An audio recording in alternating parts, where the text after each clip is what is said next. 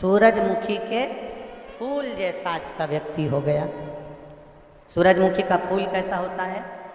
जहाँ सूरज की चमक होती है फूल उस ओर मुड़ जाता है।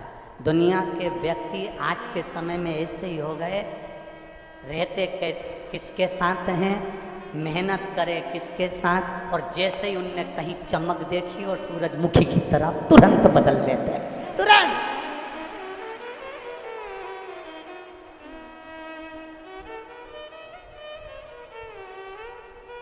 बदल। सूरजमुखी के फूल की तरह दुनिया के लोग हो गए। इसलिए शिव महापुराण की कथा कहती है, एक मुखी ये जो रुद्राक्ष होता है, एक मुखी रुद्राक्ष और एक मुखी व्यक्ति मिलना सबसे कठिन काम है। दुनिया का सबसे कठिन काम है। एक मुखी रुद्राक्ष और एक मुखी व्यक्ति मिलना कठिन है, बहुत कठिन। नहीं,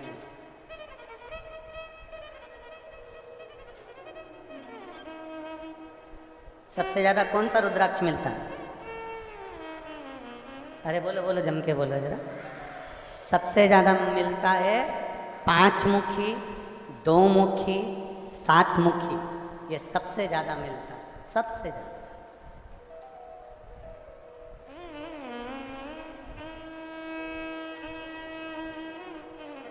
सबसे ज्यादा एक मुखी तो बड़ा मुश्किल से प्राप्त होता है, उसको ढूंढना पड़ता है, तब वो मिल पाता है एक मुखी।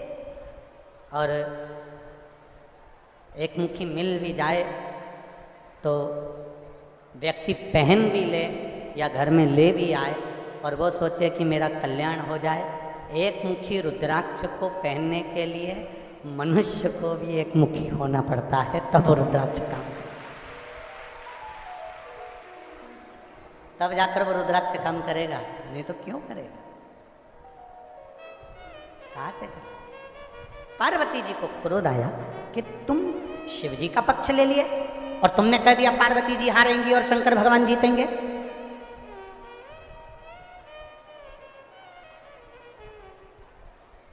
शिव जी जीत जाएंगे और पार्वती जी हार जाएंगे, ये तुमने कहा। सुनो पुजारी, सुनो ब्राह्मण देव, सुनो पंडित जी, तुमने मेरे सम्मुख में असत्य कहा। पंडित जी ने कहा, ब्राह्मण देवता पुजारी जी बोले, माँ हमको नहीं मालूम कि क्या सत्य है और क्या सत्य है। आपने पूछा, हमारा जो दिल करा हमने बोल दिया। देवाधिदेव महादेव क्यों हारे, ये तो शंकर जी के ऊपर है। उन्होंने पार्वती मैया आपको विजयता प्रदान कराई है, उसका कारण वही जान सकते हैं कि शिव जी क्यों हारे, किस लिए हारे।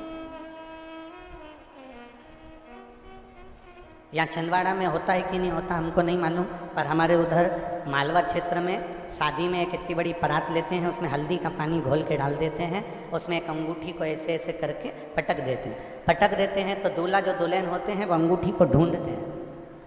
बोलो बोलो, सही है कि गलत है? अभी तक का इतिहास निकाल कर रखना, जितनी बार अंगूठी पटकी जाती है दूल्हे को तो बेचारे को 2 या 3 बार मिलती है, पर दुल्हन को 5 या 7 बार ही मिलती है। क्योंकि जब वो पानी में हाथ डालती है, पति भी उसी पानी में हाथ डालता है, तो पत्नी नीचे से चिमटी खोड़ देती है, तुम मत उठाओ नीचे से। और अगर पानी में हाथ नहीं भी डालती है तो बाजू में बैठी रहती है, पानी अंदर गया और इधर से घूम के देख लेती है, बस उतनी देर में तो वो अंगूठी वहीं छोड़ देता है, उतनी देर। और इतनी देर में जितनी बैठी रहती है नंदे, वो सब चिल्ला के बोलती, भाभी जीत गई, भाभी कैसे हो गई, भाभी ने अंगूठी प्राप्त कर ली। 5 बार हो गया, हमारे भैया तो 3 बार गए। अब भैया से पूछो ये जगदम्बा कैसी आई, तुरंत बैठी भगवान। अब भैया को मालूम है अंगूठी के चक्कर में ये चंद्र घंटा बजा देगी, क्या मतलब है? कौन पूछे, कौन पूछे? छोड़ो उसको। शिव जी पार्वती जी को विजय करा दिया, पार्वती को जीत गए। पार्वती को क्रोध आ गया, तुमने बिना सोचे बोल दिया। मैं तुम्हें श्राप देती हूं, तुम्हारा शरीर खराब होगा, तुम्हें कोढ़ का रोग होगा, तुम कोढ़ी हो जाओ।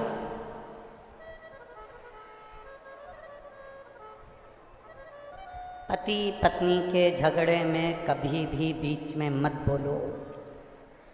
भाई भाई के झगड़े में बीच में कभी मत बोलो। समधियाने के झगड़े में आपस में बीच में कभी मत बोलो। ये विद्वत्ता, ये चतुरता, ये 16 सोमवार की कथा कह रही है। विद्वत्ता ना, पर हमारी आदत रहती है। मेरी बुजुर्ग माताओं से निवेदन है, पति पत्नी आपस में झगड़ा करें, तुम घर में रह रही हो, थोड़ा शांति रखकर एक बार वो झगड़ा हो जाए, होने के बाद में दोनों को समझा दो, पर एक का पक्ष लेकर मत बोलो। बेटे का पक्ष या बहू का पक्ष ना, दोनों को समझाओ। ठीक है, हो गया ना, दोनों चुप करो, दोनों का मुख बंद करो, अब ना बोलिए, शांति रखिए। क्या बोले जा रहे हो तुम, चलो चुप रहो। दोनों को शांत कर दो, दोनों को चुप कर दो, पक्ष ना लीजिए। पंडित जी को, ब्राह्मण देवता को कोढ़ का रोग हो गया, दुखी हो गए। पिपलेश्वर महादेव शिव सुगंधा से कह रहे हैं, सुगंधा रेणुका, वो रोगी ब्राह्मण दुखी हो गया, क्या करें। दुख आता है, अगर दुख आया है तो ये मानकर चलना कि परमात्मा भी आता है। अगर दुख आया है तो परमात्मा भी आएगा, ये निश्चित है। पांडवों की जिंदगी में अगर दुख आया, पांडवों के जीवन में अगर दुख आया, पांडवों की जिंदगी में अगर कष्ट आया, तो उनको संभालने के लिए द्वारिकाधीश भी आया, ये निश्चित है। उनको संभालने के लिए द्वारकानाथ आया। दुख आता है, संभालने के लिए परमात्मा भेज देता है, भेज। क्यों नहीं आया?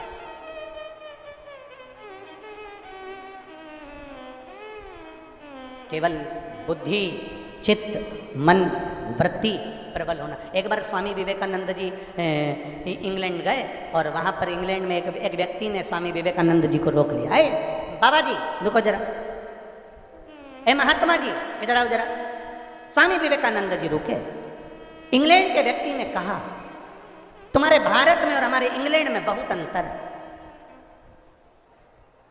तुम्हारे भारत में और हमारे इंग्लैंड में बहुत अंतर है। क्या अंतर है? स्वामी विवेकानंद जी ने पूछा।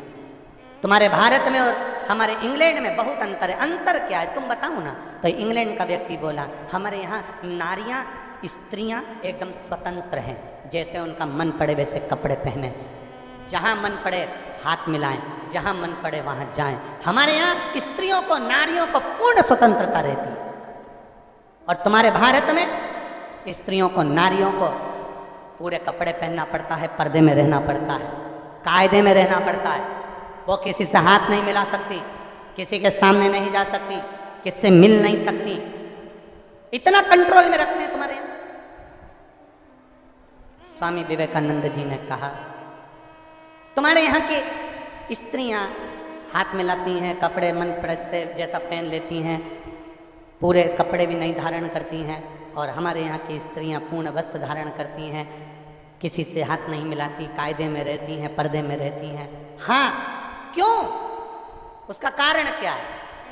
स्वामी विवेकानंद जी ने कहा, आपसे एक बात पूछें, आपकी जो रानी है, इंग्लैंड की जो महारानी है, क्या वो सबसे हाथ मिलाती है? इंग्लैंड का व्यक्ति बोला, कैसे पागलों जैसी बात करते हो, वो रानी है, हर किसी से हाथ मिलाएगी? वो रानी है, हर किसी से हाथ मिलाएगी? तुम्हारी रानी क्या हर कहीं चली जाती है? अरे वो रानी है, हर कहीं नहीं जाती। क्या तुम्हारे यहाँ की रानी हर किसी से मिल लेती है? वो रानी है, हर किसी से नहीं मिल सकती। तो स्वामी विवेकानंद ने कहा, भारत में रहने वाली एक एक नारी अपने अपने घर की रानी है। भारत में रहने वाली एक एक नारी अपने अपने घर की रानी है। जब तुम्हारे यहाँ की रानी किसी से हाथ नहीं मिलाती, किसी से नहीं मिलती, अकेले आनंद के साथ में रहती है, हमारे भारत की नारी भी किसी से नहीं मिलती, किसी से हाथ नहीं मिलाती, वो अपने कायदे में रहती है, क्योंकि वो अपने घर की रानी है। वो अपने घर की रानी है। हमारी मर्यादा, हमारी सोच, हमारे विचार, हमारी दृष्टि हमारे ऊपर निर्भर करती है।